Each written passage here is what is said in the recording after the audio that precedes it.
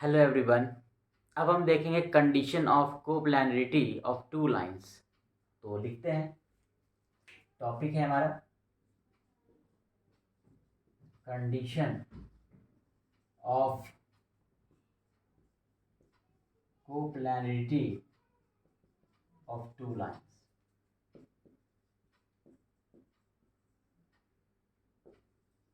I think you are aware कि what is coplanar lines.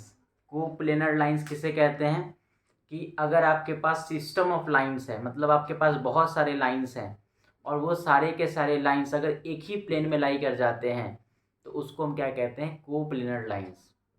लेकिन यहाँ पे हम जो भी लाइंस बात कर रहे थे, आपको याद होगा जब हमने स्ट्रेट लाइन में पढ़ा था स्क्यू लाइंस।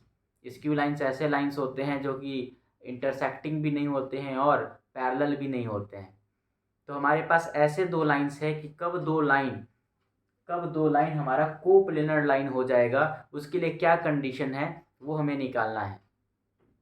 ऐसे हम लोग स्ट्रेट लाइन में इसके बारे में हम लोगों ने डिस्कस भी किया था। क्या डिस्कस किया था? आपको याद होगा जब हमने distance between two skew lines जब हमने पढ़ा था, तो वहाँ मैंने बताया था कि अगर दो स्क्यू लाइंस के बीच का शॉर्टेस्ट डिस्टेंस अगर 0 हो जाएगा तो उस केस में दोनों लाइन क्या हो जाएंगे, इंटरसेक्टिंग लाइंस हो जाएंगे। और जो भी दो लाइंस इंटरसेक्टिंग लाइंस होता है वो हमेशा कोप्लेनर होता है। मतलब कि two lines, if two lines are intersecting lines then they must be coplanar, उनको कोप्लेनर ही होना पड़ेगा। क्योंकि जब दो लाइन एक दूसरे से इंटरसेक्ट कर जाते हैं तो एक ऐसा प्लेन बनाया जा सकता है जिसमें वो दोनों के दोनों लाइन क्या होंगे, लाई करेंगे। तो हमें बात करना है कोप्लेनर लाइंस। जैसे अभी हम दो स्ट्रेट लाइन अगर अभी मैं ड्रॉ कर दूं, ये लाइन और एक ये लाइन, तो दोनों अगर स्ट्रेट लाइन देख रहे हैं कि अगर ये लाइन और ये लाइन इंटरसेक्ट कर देगा, अगर मैं ड्रॉ कर दूं ये स्ट्रेट लाइन और ये स्ट्रेट लाइन, देखो ये दो पॉइंट, ये दोनों स्ट्रेट लाइन ये इंटरसेक्ट कर रहा है, तो ये देखो किस प्लेन में है, ये खुद व्हाइट बोर्ड पे ये दोनों लाइंस लाई कर रहा है। तो क्या कंडीशन है कि ये दोनों के दोनों लाइंस कोप्लेनर लाइन हो जाए, मतलब वो एक ही प्लेन में लाई कर जाए। हमने अभी अभी हमने पढ़ा है कि कब एक लाइन किसी प्लेन में लाई कर जाएगा, हमने कंडीशन अभी जस्ट पढ़ा भी है। तो चलिए इसको हम स्टार्ट करते हैं।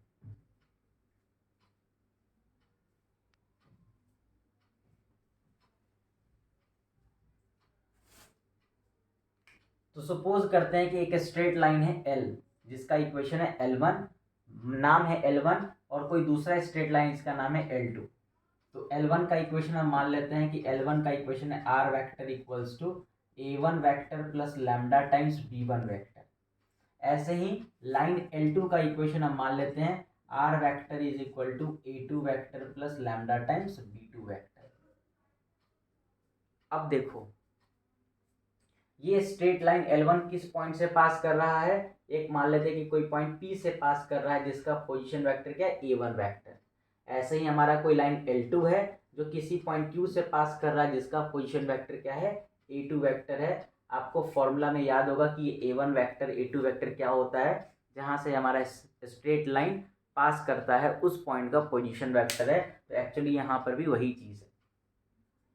अब हम क्या करते हैं, अगर हम A1 वेक्टर और A2 वेक्टर को मिला लें, अगर हम A1 वेक्टर और A2 वेक्टर को मिला लें, तो आपको पता है कि ये जो A1 वेक्टर और A2 वेक्टर को हमने मिलाया, और अगर ये इंटरसेक्टिंग लाइंस है तो A1 vector minus A2 vector जो लाइन है, ये जो PQ लाइन है, ये PQ लाइन भी हम कह सकते हैं कि उसी प्लेन में होगा।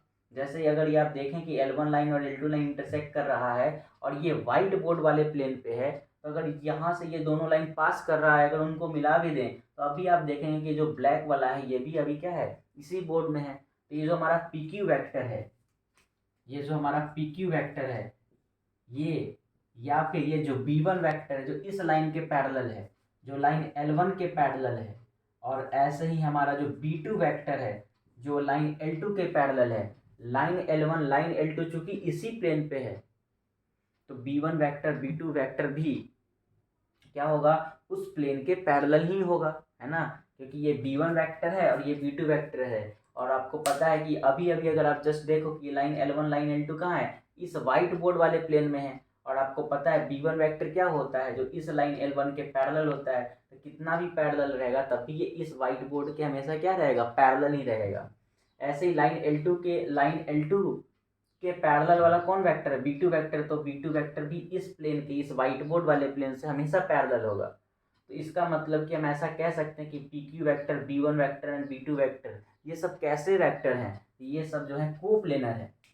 ये सब कैसे वेक्टर हैं, ये सब कोप्लेनर वेक्टर्स हैं, आर कोप्लेनर वेक्टर्स। ये सब के सब कोप्लेनर वेक्टर्स हैं। कोप्लेनर वेक्टर्स मतलब ये तीनों वेक्टर्स एक ही प्लेन में हैं, और कोई ये तीनों के तीनों वेक्टर ऐसा नहीं कि नॉन कोप्लेनर वेक्टर्स है, ये तीनों कोप्लेनर है, एक ही प्लेन में लाई करेगा। और जब एक प्लेन में लाई करेगा तो आपको समझ में आता है कि जब हम B1 और B2 का क्रॉस प्रोडक्ट करेंगे तो क्या मिलेगा। जब हम B1 वेक्टर, मान लो ये B1 वेक्टर जो लाइन L1 के पैरेलल था, लाइन L2 के पैरेलल B2 वेक्टर था, तो सोचो जब हम B1 और B2 का जब हम क्रॉस प्रोडक्ट करेंगे तो क्या होगा, इस प्लेन के परपेंडिकुलर वाला वेक्टर मिल जाएगा। जब हम B1 वेक्टर और B2 वेक्टर का जब हम क्रॉस प्रोडक्ट करेंगे तो इस प्लेन के परपेंडिकुलर वाला वेक्टर मिलेगा, और उस मोमेंट पे PQ वेक्टर जो होगा उसके क्या हो जाएगा, परपेंडिकुलर हो जाएगा। तो हम कह सकते हैं ये चीज़ कि जो हमारा PQ वेक्टर है वो डॉट प्रोडक्ट जब हम लेंगे B1 वेक्टर और क्रॉस B2 वेक्टर के साथ तो वो तो 0 मिल जाएगा। आई मीन कि PQ वेक्टर का वैल्यू कितना था, याद बता सकते हैं PQ वेक्टर, आप बोलेंगे A2 vector minus A1 vector, A2 vector minus A1 vector dot B1 vector cross B2 vector equal to 0।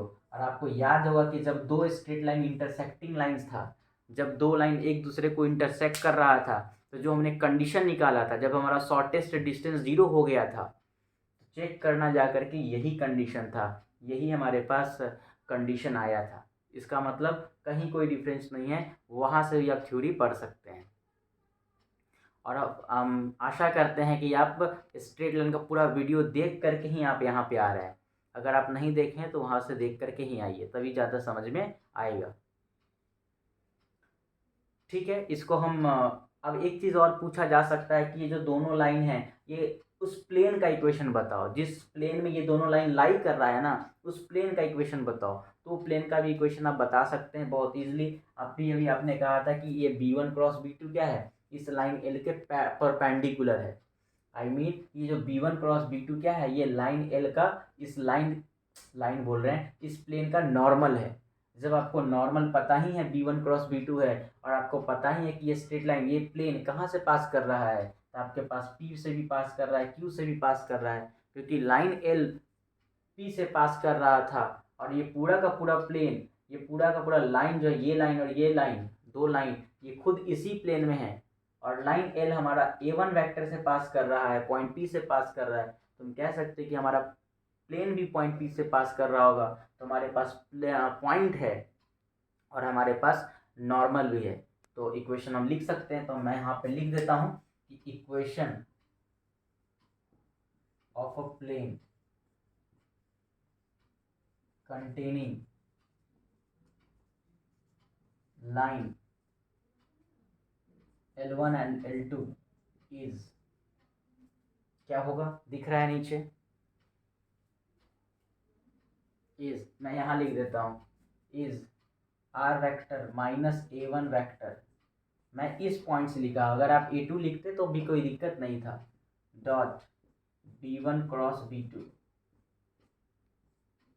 ठीक है, यही होता है ना, याद होगा किसी भी पॉइंट का, है ना, किसी भी पॉइंट का अगर किसी भी प्लेन का इक्वेशन निकाल रहे हैं तो वहाँ पे क्या फॉर्मूला था, R vector dot N vector, है ना, R vector dot N vector equal to A vector dot N vector, या फिर आप ऐसे कहते थे R vector minus A vector dot N vector equal to 0।